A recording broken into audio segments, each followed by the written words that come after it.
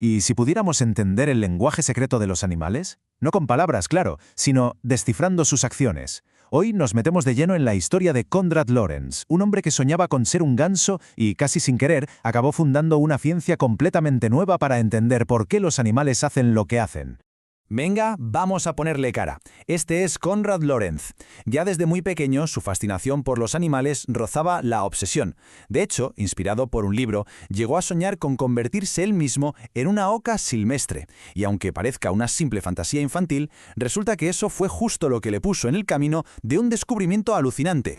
Y aquí es donde la cosa se pone de verdad interesante. Criando unos gansos recién nacidos, Lorenz descubrió algo asombroso. Los patitos le seguían a todas partes, como si fuera su madre. ¿Por qué? Porque él fue lo primero que vieron en movimiento al salir del cascarón. A este fenómeno lo bautizó como impronta. O sea, imaginad la estampa, un científico austriaco paseando por el campo seguido por una fila perfecta de gancitos. Claro, esto dejaba en el aire una pregunta clave que la ciencia de su época era incapaz de responder. ¿De dónde sale un comportamiento así? ¿Es algo que aprenden o es otra cosa? Algo que ya viene, por así decirlo, de fábrica. A ver, para entender por qué lo de Lorenz fue tan rompedor, tenemos que viajar un momento a cómo estaba la ciencia a principios del siglo XX. Era básicamente un campo de batalla entre ideas totalmente opuestas sobre el comportamiento. Por un lado tenías a los conductistas. Para ellos, la mente era como una pizarra en blanco. Todo, absolutamente todo, era aprendido con la experiencia. Y en la esquina contraria, la psicología finalista, que hablaba de un instinto misterioso, una fuerza casi mágica e inexplicable que guiaba a los animales. El problema es que ni unos ni otros podían explicar bien el caso de los gansos de Lorenz. El resultado, la ciencia, pues, atascada, en un callejón sin salida. Unos ignoraban por completo la genética y los otros se refugiaban en conceptos vagos sin pararse a observar. Hacía falta, urgentemente, un nuevo enfoque. Y aquí, precisamente, es donde entra Lorenz. Como dice el prólogo de uno de sus libros clave, actuaba como un cazador de dragones. Su método era básicamente ir a por los dragones, a por esas ideas sagradas y demostrar por qué estaban equivocadas. Estaba a punto de retar a los gigantes de la psicología de su tiempo. Entonces, ¿cuál fue su arma secreta para cazar a esos dragones? Pues algo que en el fondo es de una simpleza brutal, pero a la vez potentísimo. Y es que la gran revolución de Lorenz no vino de un microscopio o de un laboratorio súper avanzado. No. Su herramienta fue la paciencia. Se dedicó a observar. Horas, días, años. Simplemente mirando a los animales en su entorno, tomando notas de cada detalle. Y al hacerlo, claro, empezó a ver patrones que a todo el mundo se le habían pasado por alto. Y de tanto observar, ¡zas!, identificó el primer concepto clave, el patrón de acción fija. Pensemos en ello, es fácil. Como si fuera un pequeño programa informático, un software que viene ya instalado en el ADN del animal. Una secuencia de movimientos que una vez se dispara, se ejecuta hasta el final. Sí o sí.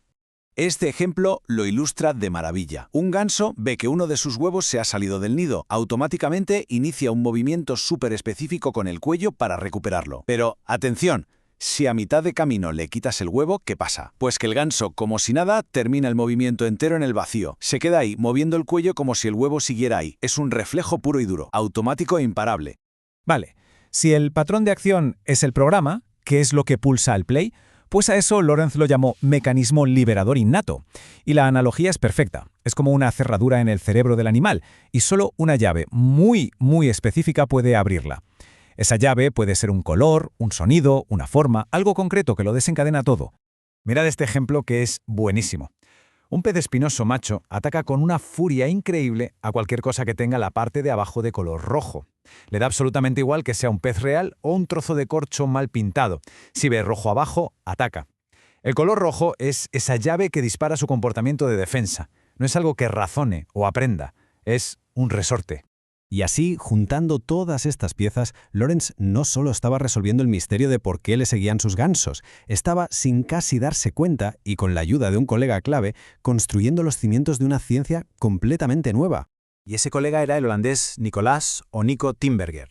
Cuando se conocieron allá por el 36 fue como una explosión de ideas. Juntos le dieron forma a todo esto, organizaron los conceptos, promovieron la observación en la naturaleza, y así nació oficialmente la etología, el estudio del comportamiento animal desde una perspectiva biológica. Y aquí ojo, porque esta es la idea central, la que lo cambia absolutamente todo. La homología en el comportamiento. Suena complicado, pero no lo es. Lo que vinieron a decir es que el comportamiento no es algo etéreo, ¿no? Es algo físico, heredable, que evoluciona igual que un hueso o un pico y que se puede rastrear a través de los ancestros comunes de las especies. Una auténtica bomba. La vida de Lorenz, en realidad, es un reflejo perfecto de cómo nació y se consolidó esta nueva ciencia. Nace en Viena, tiene ese encuentro crucial con Tinbergen que lo cambia todo, funda institutos para investigar, y su carrera culmina décadas después con el mayor reconocimiento que se le puede dar a un científico. Y claro, el reconocimiento definitivo llegó en 1973. Lorenz, Tinbergen y otro colega, Carl von Frisch, recibieron el Premio Nobel de Medicina.